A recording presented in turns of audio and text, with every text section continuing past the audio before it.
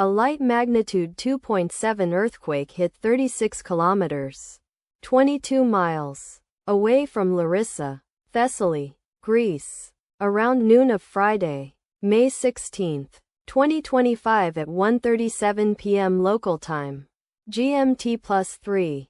The depth of the quake could not be determined, but is assumed to be shallow. The quake was not felt, or at least not reported so. First to report, auth after 2 minutes. The earthquake occurred 31 weeks after a magnitude 4.1 earthquake had hit on Thursday, October 10, 2024, at 12:20 a.m. local time. Europe, Athens GMT+3.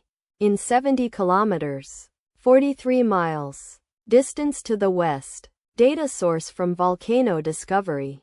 Did you feel it? Let us pray. May the earthquake that occurred not affect our brothers and sisters there. May the earthquake not happen again. And may God protect everyone. Amen.